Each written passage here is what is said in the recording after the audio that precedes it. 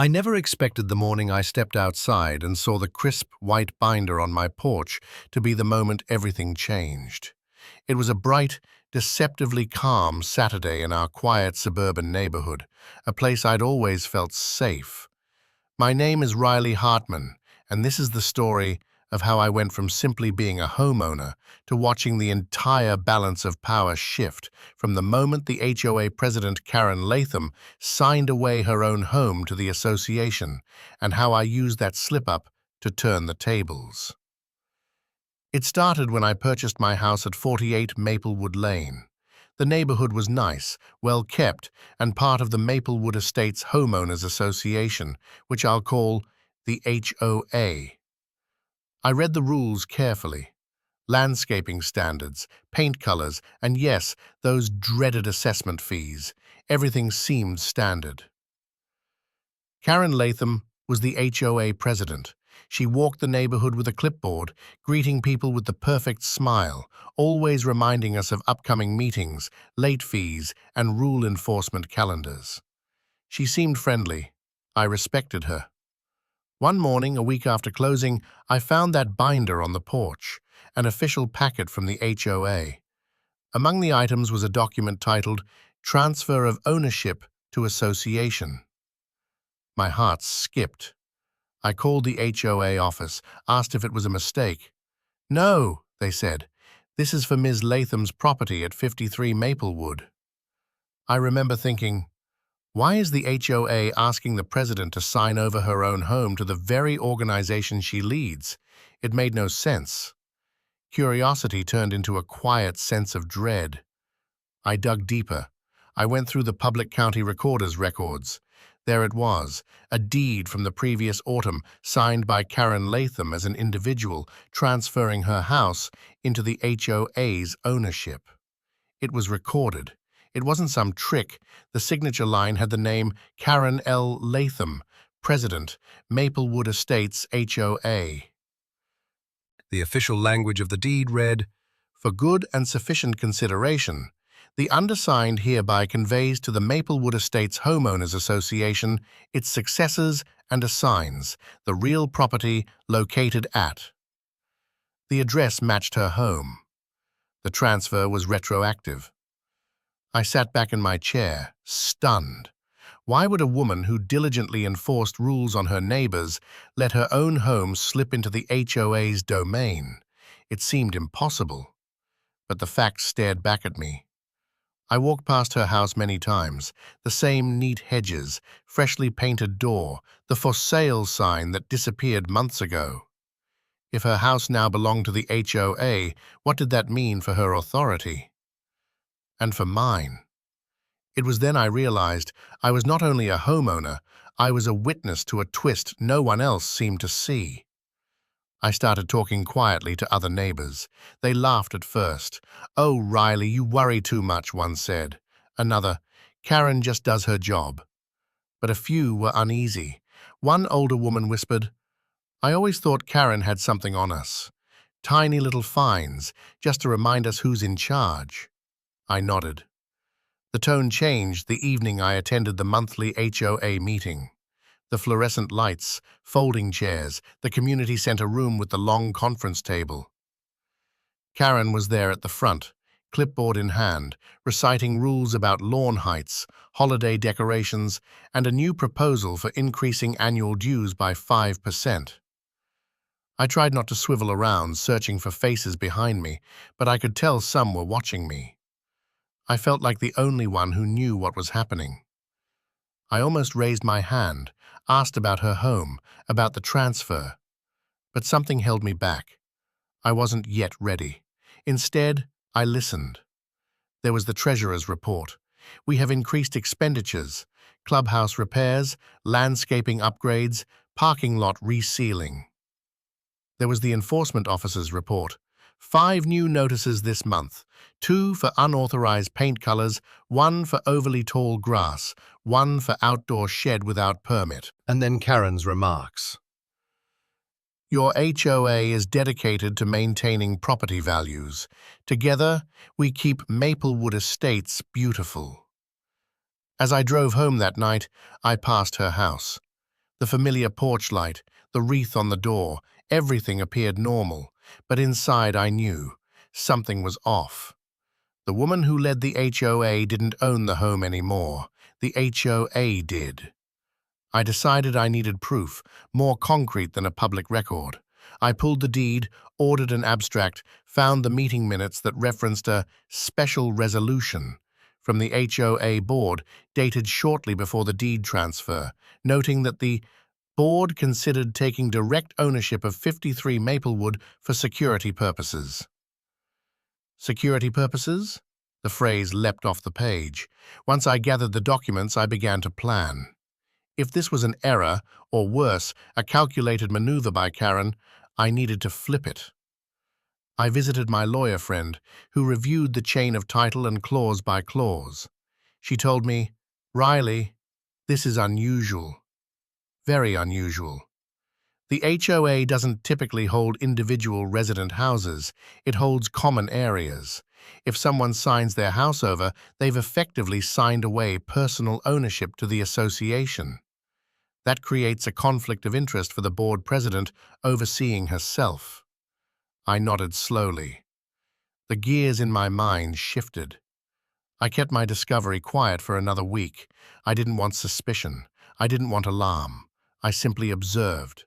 I watched Karen issue a fine to a neighbor for installing the wrong shutters. I watched her check the grass height at yet another house. I listened as folks in the neighborhood grumbled quietly about the monthly fee increases. I saw the sense of unease growing. At a dinner neighborhood event, I overheard someone say, "She treats us like tenants." I smiled inwardly. Not yet their tenant. Yet. Then the real turning point.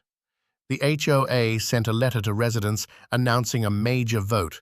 The HOA proposed to buy an adjacent parcel of land behind the neighborhood for community expansion. The cost would be borne by us via a special assessment.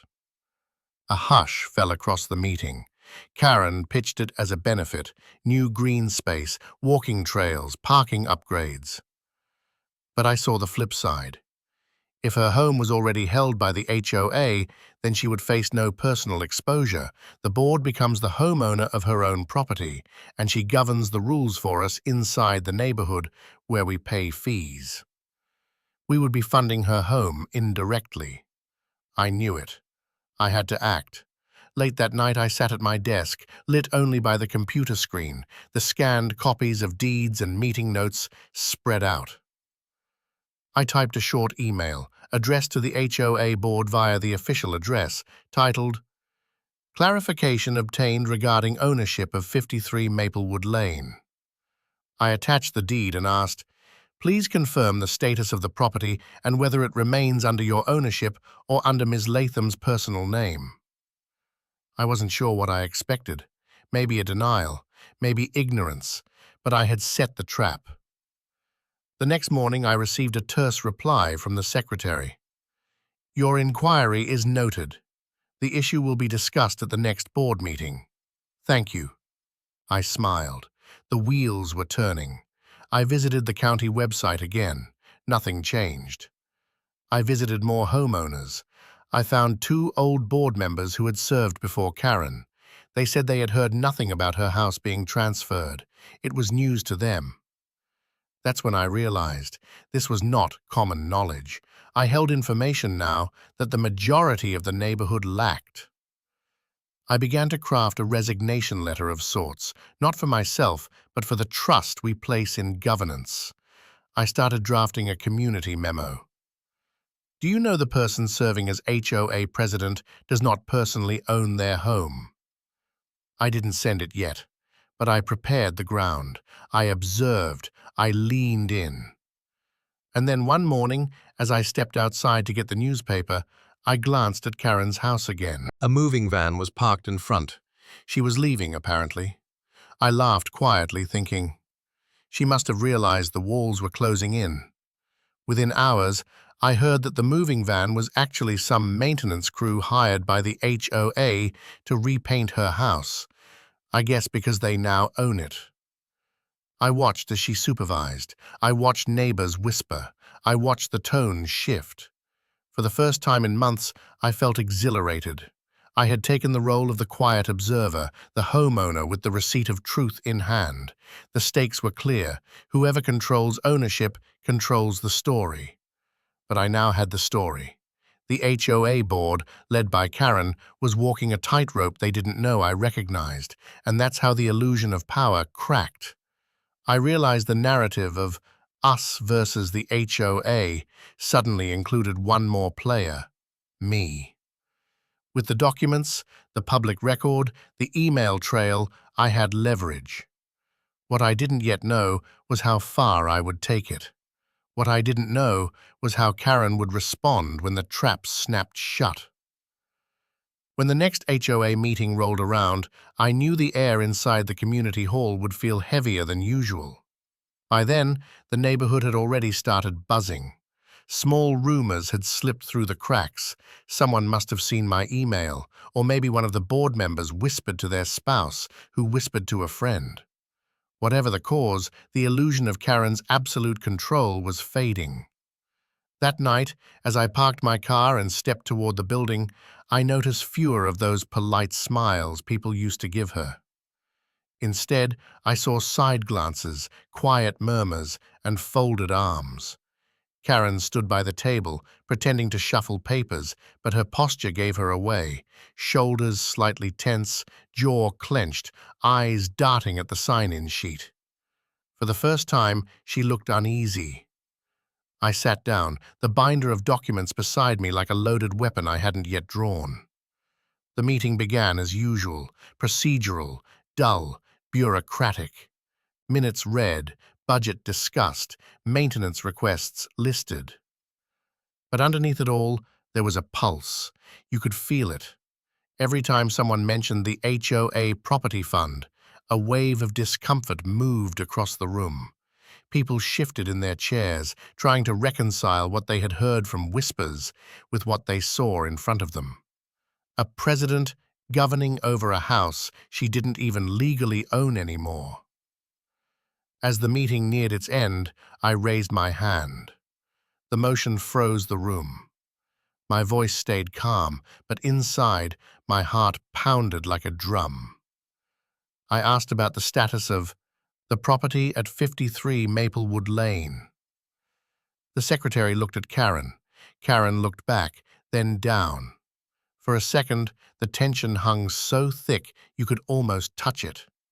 She stumbled through an explanation about documentation errors and temporary measures. But everyone could tell it wasn't confidence, it was defense. The silence that followed was heavier than any argument. One by one, faces turned toward her, realizing something was wrong. People who once feared her started questioning her authority. That was the exact moment when control shifted, quietly, invisibly, from her to me. I hadn't shouted, I hadn't accused, but truth had already started doing its work.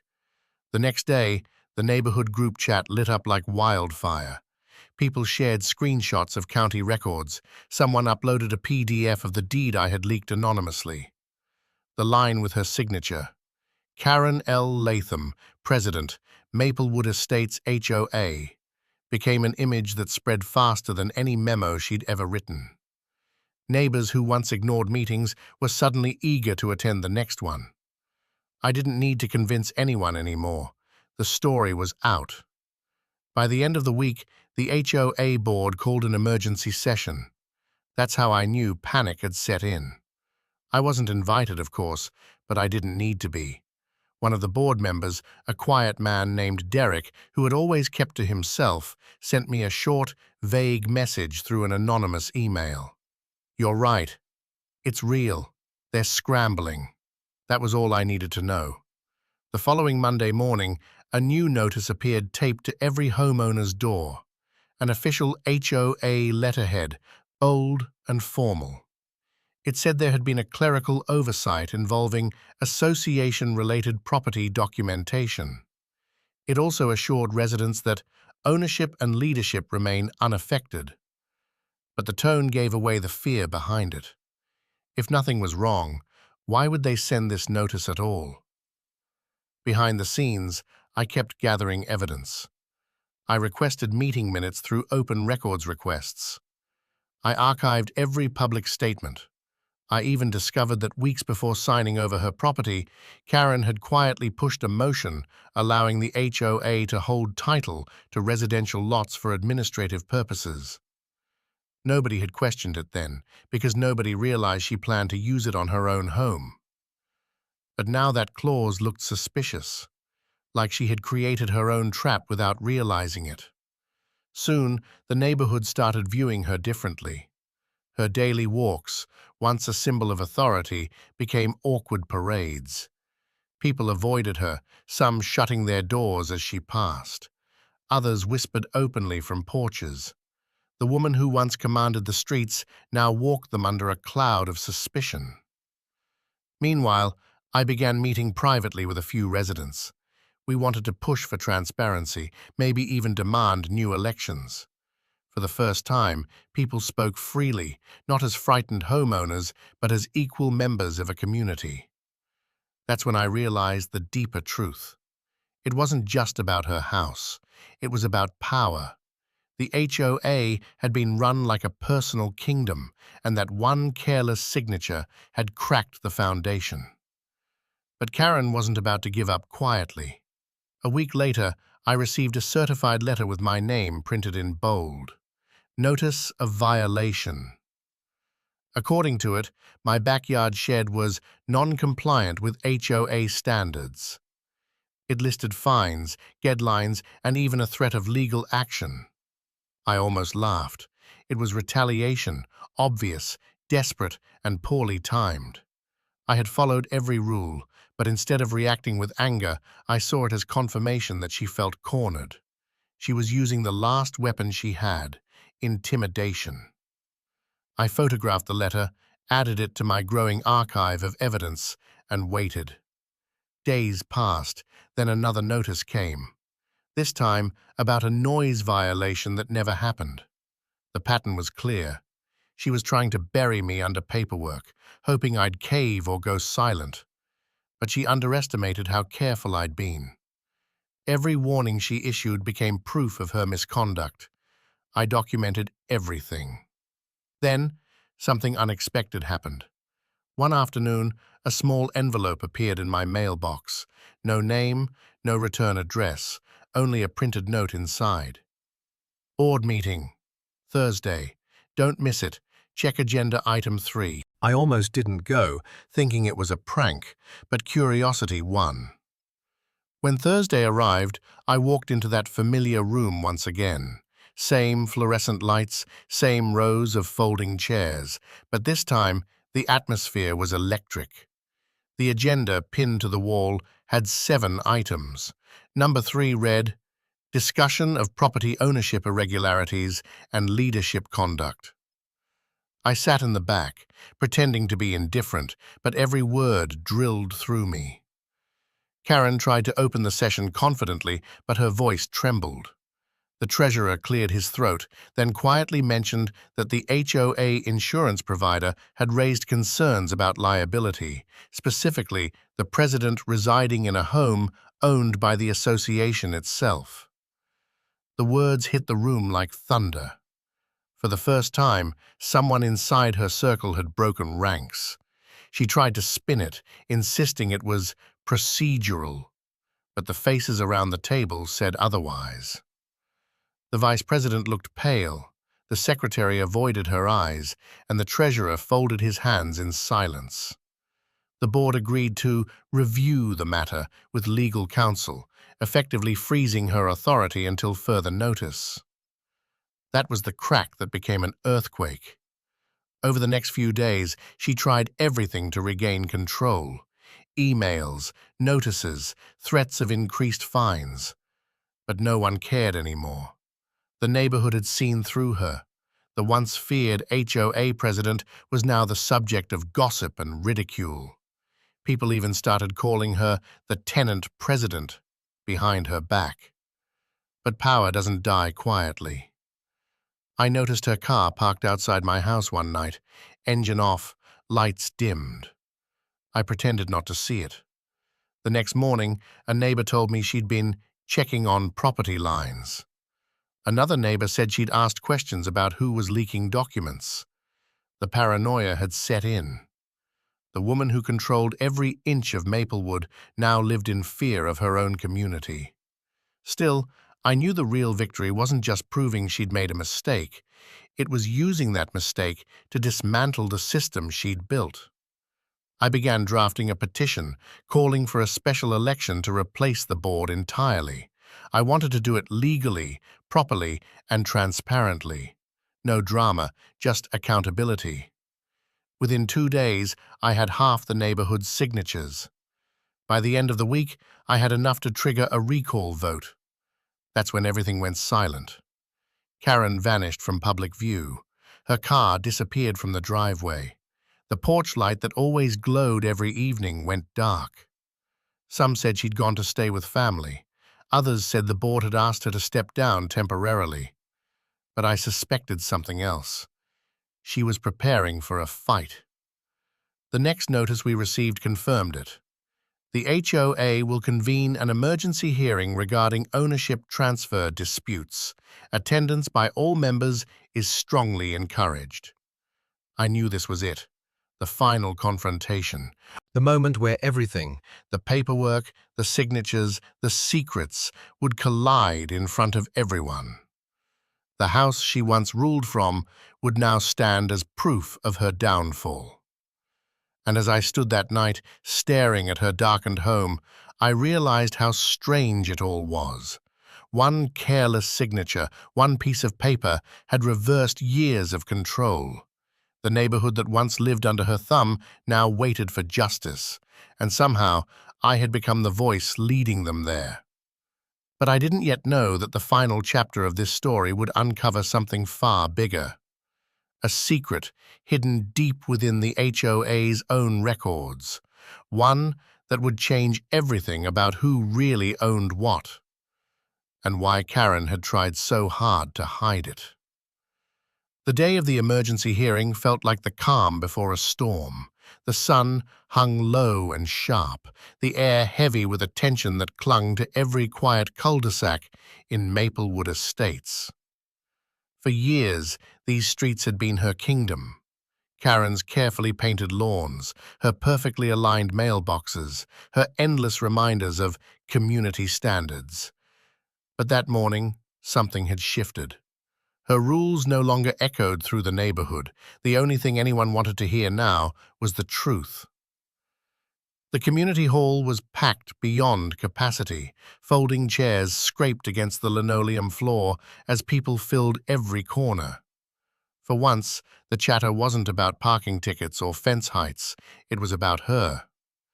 The HOA banner hung crooked on the wall, its edges curling from age, like the authority it represented was starting to wilt. I sat near the back, watching the board members whisper among themselves. The treasurer kept checking his phone. The secretary shuffled papers nervously. And then finally, Karen walked in. She looked different. Not the confident, polished woman we were used to. The sharp suits and practiced smiles were gone. Her hair was tied back, her eyes hollow, her face pale. In her hand, she carried a single file folder, thin and trembling. For someone who once controlled an entire neighborhood, she suddenly looked like she was holding her last remaining lifeline. When the meeting began, the board chair, temporarily filling in for her, opened the session with formal words and a shaky tone. He explained that the purpose of the hearing was to address property ownership irregularities, specifically regarding the transfer of 53 Maplewood Lane. A murmur rolled through the crowd. Everyone knew what that meant. I could feel my pulse in my throat. Months of frustration, late-night research, and quiet observation had led to this. I had watched her rule over neighbors like tenants. I had watched her fine, threaten, and intimidate. And now, she was the one on trial, not in a courtroom, but in front of the very people she once controlled. As the board read through the documents, each page felt heavier than the last. They displayed a projection of the deed on the wall, her signature in black ink, the county's digital seal below it. The room went silent. For a moment she didn't move. She just stared at the screen, eyes wide, as if seeing her own handwriting for the first time. Then came the findings from the association's attorney. The lawyer explained that by signing that deed, Karen had legally transferred ownership of her property to the HOA. There was no clause, no loophole, no path to undo it without a formal vote by the members. And since the HOA now owned the property, the president of the association, Karen herself, had technically been living in a home she did not personally own, under the authority of the very board she led. The conflict of interest was undeniable. The lawyer continued, revealing something none of us expected. The deed wasn't the only document she had signed that day. Attached to the transfer was an addendum, a one-page form that expanded the HOA's power to retain possession of acquired properties indefinitely. It meant that even if she tried to reverse the transfer, she couldn't do it alone. The association, as a legal entity, had the final say. It wasn't an accident. She had drafted that clause herself months earlier. It had been meant to protect the HOA in case of foreclosure on delinquent members, but when she reused the template to sign her own paperwork, she had trapped herself in her own policy. The irony was almost poetic. As the room absorbed the revelation, I watched her shoulders sink lower. You could feel the weight of years of control slipping off her like sand through her fingers. She had built a system so rigid, so obsessed with power, that it eventually turned on her. Then the board called for a vote, not a casual decision, but a formal motion to remove her as president, pending legal review. Hands went up across the room, one after another, until almost every person had voted. Only one hand stayed down, hers, and just like that, the woman who once ruled the HOA had been dethroned by the very signatures she used to enforce. But the story didn't end there. After the meeting adjourned, the board gathered privately with a handful of residents, including me. The lawyer explained the next steps. Because the association now owned her home, it would have to decide what to do with it. Sell it, rent it, or convert it into community property. The irony hit everyone at once. Karen's house could literally become the new HOA office. The same front porch where she once issued violation letters could soon have a welcome sign that said, "Resident Support Center." I didn't celebrate. I just watched. There was something strangely sad about it all. She wasn't a villain in a mask. She was a woman consumed by control, undone by the smallest act of carelessness. Her downfall wasn't loud. It was quiet, slow, inevitable. In the days that followed, the neighborhood changed. The angry notices stopped. The group chats that once buzzed with fear turned into threads about gardening and block parties. The fences that once symbolized division now looked like decorations. The HOA, for the first time in years, felt human again. Still, curiosity tugged at me. I couldn't let it go. So one evening, I walked past 53 Maplewood Lane. The porch light was on again, but the curtains were drawn. The HOA maintenance truck was parked outside, workers moving boxes inside. I peeked through the side window. The furniture was gone, replaced by filing cabinets and desks. They really had turned her house into the new association office. And then I noticed something else. Taped to the inside of the window was a faded sheet of paper, the same deed copy, now crumpled and yellowing around the edges. Someone had written across it in bold marker, "Property of Maplewood Estates HOA." It was surreal. The house that had once been her fortress was now the symbol of her loss. The place where she once commanded obedience had become a monument to her own mistake. In the following weeks, as I helped the new interim board rebuild the neighborhood's trust, I found myself reflecting on everything that had happened. How one signature, a simple stroke of ink, had exposed years of quiet corruption. How power, once absolute, could vanish in an instant when accountability finally caught up. and how sometimes the universe doesn't need you to fight for revenge. It just lets the truth write its own ending. Months later, when the association held new elections, I was asked to run for a board seat. I declined. I didn't want authority. I'd seen too closely what it did to people. I just wanted peace. And for the first time in a long time, Maplewood Estates finally had it. But there's one image that never leaves my mind. That deed, projected on the wall under the flickering fluorescent lights, her signature frozen on the screen, the ink that ended everything. Every time I walk past that house, I think about how fragile power really is, and how, sometimes, justice doesn't arrive in a courtroom or a protest. Sometimes, it's hidden in the fine print of your own paperwork.